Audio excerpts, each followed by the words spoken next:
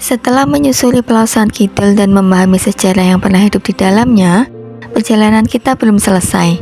Kini, kita melangkah ke bagian yang lebih megah, lebih lengkap, dan lebih terawat dari komplek Pelausan. Inilah Candi Pelausan Lor.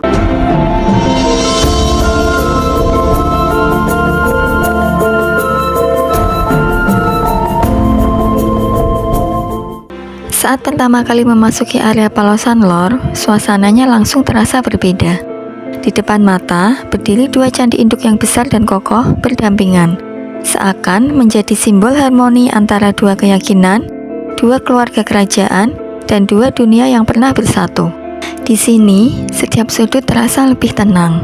Setiap ornamen tampak lebih detail. Pelausan Lor seperti karya yang disempurnakan dari mimpi besar kerajaan Mataram kuno. Kedua candi induk ini bukan hanya bangunan biasa. Candi yang berada di sisi kiri dan kanan memiliki bentuk serupa, masing-masing dipenuhi relief halus dan bilik-bilik kecil. Di dalamnya dulu pernah tersimpan arca-arca Buddha dalam beragam mudra, lambang kedamaian dan pencerahan. Beberapa arca masih bertahan, bagian hilang, dan sisanya dipindahkan untuk pelestarian.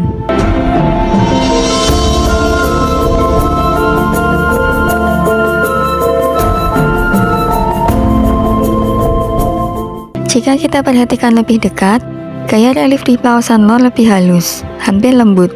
Berbeda dengan gaya relief Borobudur yang penuh cerita atau Prambanan yang penuh alur epik. Pelausan Lor seperti menonjolkan keheningan dan ketenangan. Inilah salah satu ciri unik Pelausan. Ia sering disebut candi romantis.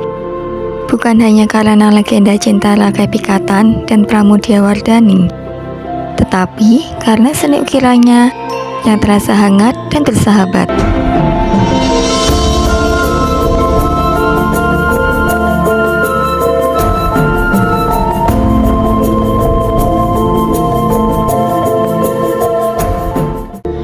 Meskipun sebagian arca telah hilang, struktur ruangannya masih memperlihatkan kecanggihan arsitektur Mataram kuno yang memadukan teknik Hindu dan Buddha dalam satu karya monumental.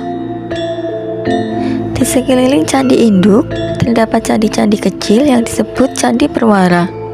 Sebagian besar memang tinggal pondasi, tetapi pola penataannya sangat rapi.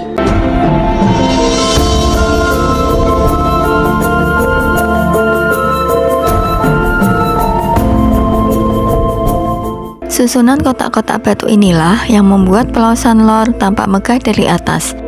Beberapa rekonstruksi memperkirakan bahwa dulunya kompleks ini mungkin dipenuhi ratusan bangunan kecil, menjadikannya salah satu kompleks candi Buddha terbesar pada masanya, tapi juga pusat kehidupan, pendidikan, dan mungkin tempat tinggal para biksu.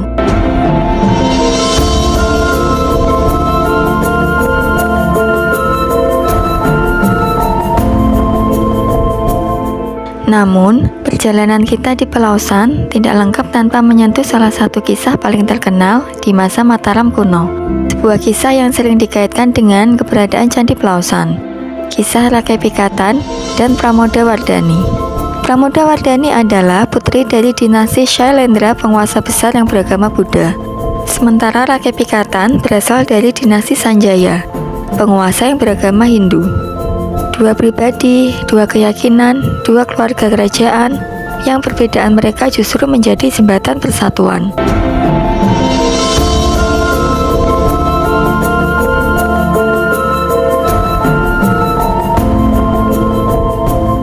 Pelausan Lor seperti hadiah cinta sekaligus bukti bahwa perbedaan tidak harus memisahkan. Meski prasasti tidak pernah menyebutkan secara langsung bahwa Pelausan adalah hadiah cinta, banyak kisah lisan yang menafsirkan seperti itu. Dan ketika kita melihat dua candi induk yang berdiri berdampingan, mirip, sejajar, saling melengkapi, mudah sekali membayangkan bahwa memang ada makna personal di baliknya. Kita mungkin tidak akan pernah tahu secara pasti apakah Pelausan dibangun atas dasar cinta. Namun, satu hal yang pasti, candi ini adalah simbol toleransi, kompromi, dan penghargaan terhadap perbedaan.